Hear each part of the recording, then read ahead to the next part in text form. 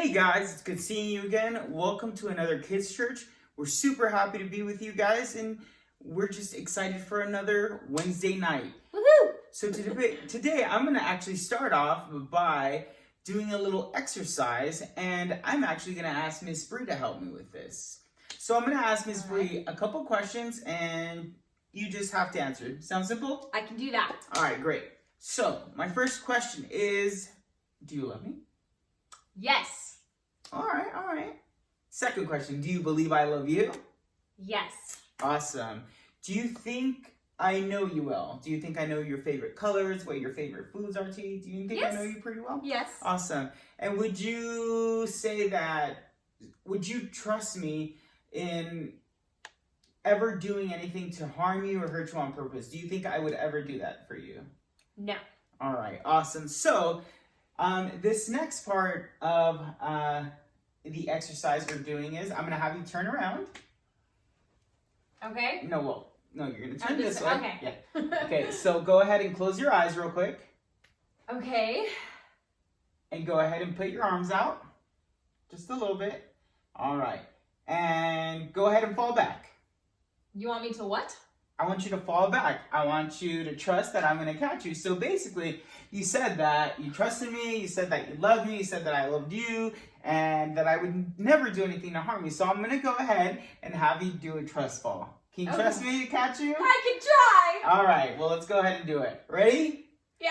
1, 2, 3. You're there? I'm right here. There we go. You see?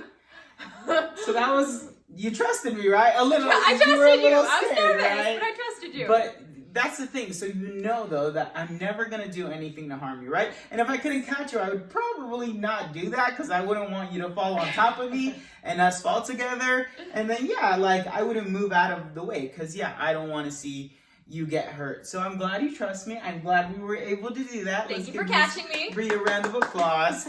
But anyways, so today we're going to be talking about a story where, we're going to be talking about the same things. We're going to be talking about trusting God and having faith. All right, so today we're talking about the story of Noah and the ark. And so during that time, people were just having a really hard time. They were behaving very, very badly. They were sinning constantly, had terrible attitudes, not believing in God, running around, doing crazy things. And God was over it. He was done. He tried to reach out to them consistently and they never responded. They never turned their hearts back. And so God finally was really just unhappy and disappointed with what he's created. He put all that time, effort, and love into creating this earth and us and the animals and everything on it. And he loved it so much, but they just were not living for the Lord, and it really just broke his heart and he was upset. And so he finally just wanted to wipe the earth clean, just completely clean slate, start over. And this meant no people, no animals, nothing. Oh man. So during this time, like Miss Bree said, there was just so much going on. It was just looking so crazy. But amongst all the craziness, amongst all the people that didn't listen, there was one man that here on earth that listened to God.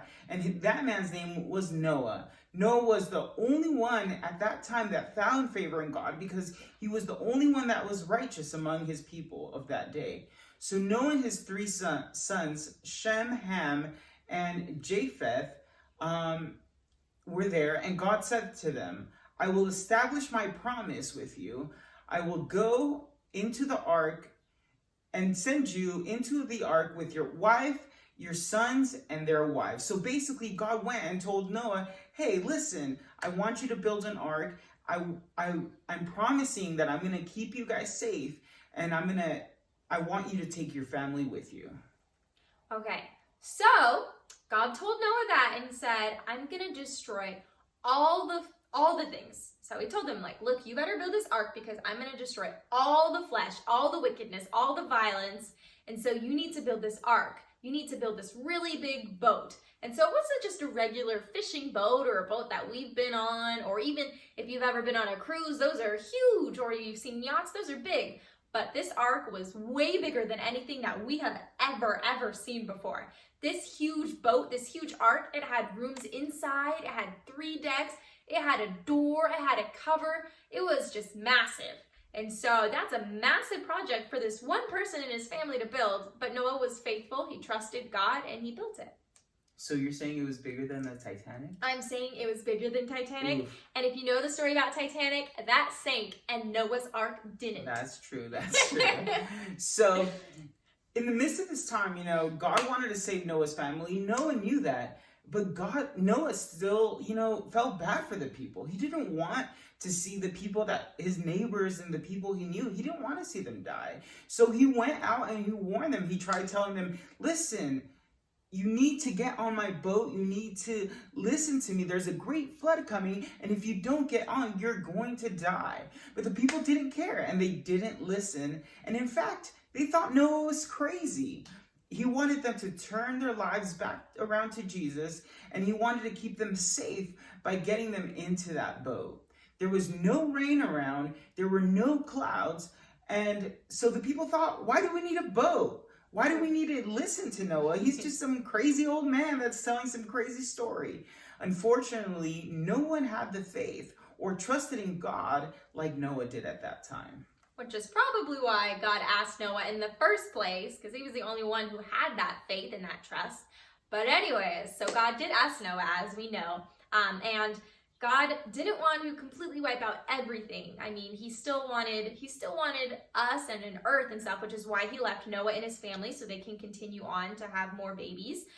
But they also had a pair of every set of animals. So each type of animal in the whole world. So think of a zoo, think of a billion zoos, and think of that as each site, a boy and a girl of every type of animal so that they can have babies and they can make more babies on the new world. And then also some extra to feed the animals. So I mean, if you have a boy and a girl sheep, they had a couple of that. That way they can have their own family, and then also some boy and girl sheep for the lions and the bigger animals. So think, all of those animals, multiple sets of every type of animal on that boat. So that should probably put into perspective just how big that this ark was. It's pretty massive.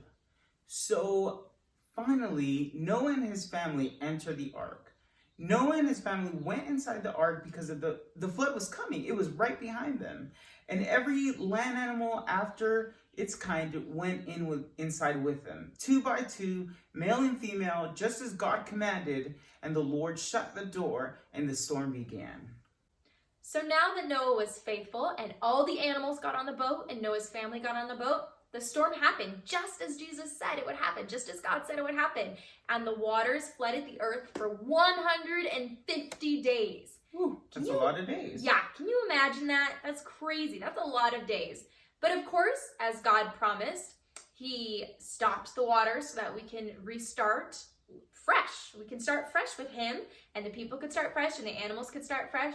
And then we all know, of course, the rainbow, it was God's promise that he would never do that again. So I know many of you guys have heard this story before. I mean, you guys all know this story, you all know the details. But the awesome thing about reading the Bible is that we can teach the same story, but just have focus on different lessons. I mean, the Bible is always new. God wants us to continue to find new little nuggets and new pieces to apply to our life. So for example, you could have learned this story today and thought about how God is always faithful and how, just like he was to Noah, or you can think about how God loves his people so much and he wants to protect us when something bad is about to happen. I mean, there are so many different ways that you can go with this story. It's true.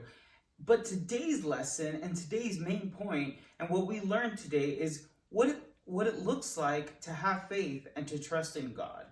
Noah had not seen any rain during the time that God asked him to start building this ark. Noah knew that God loved him and that he could believe and trust in God, what God was telling him at the time, even when there was no proof of a flood. Just like that, there will be times in your life where things seem to be fine, and sometimes God may be telling you, hey, I want you to do something, and you're like, well, I don't think I need to do it right now because everything's fine.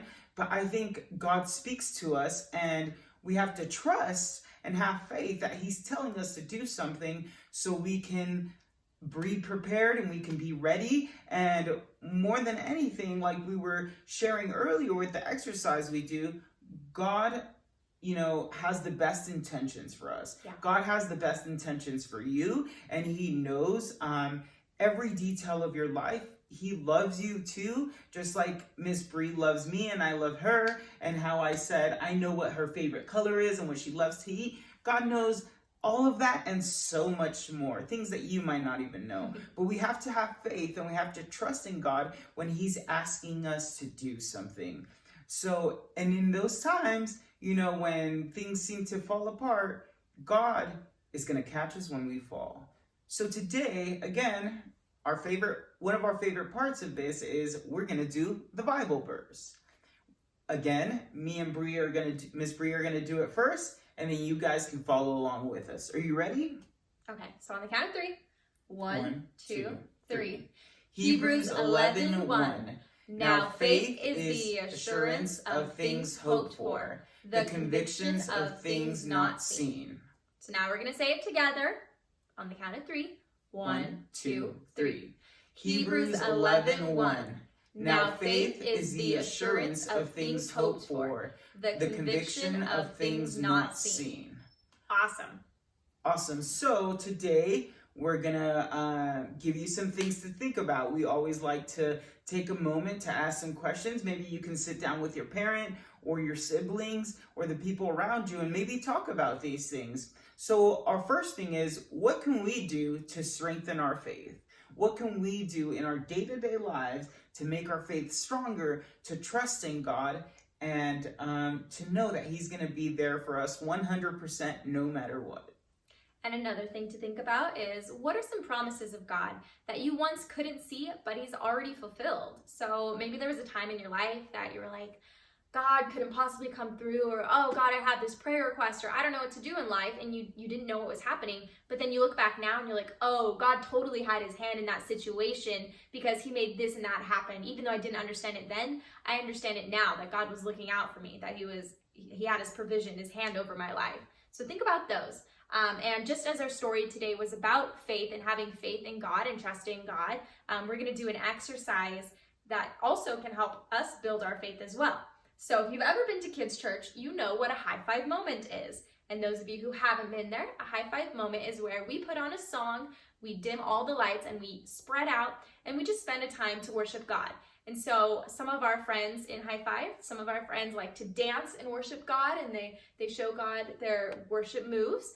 Some of our friends like to sit down and close their eyes and just pray during that time. Some of our friends like to actually worship the Lord during that time and sing and lift their hands. And others like to raise their hands to get prayer and to say their prayer requests. And so it's just a really cool and intimate time that we can spend with the Lord.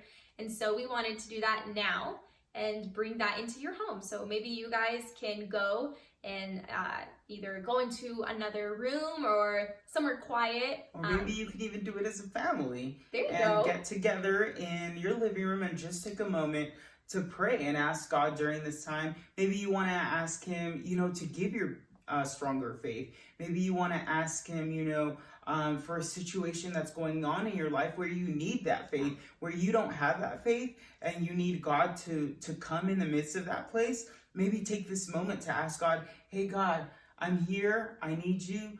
Give me the faith, the strength, the trust, and know that you're going to be there for me no matter what.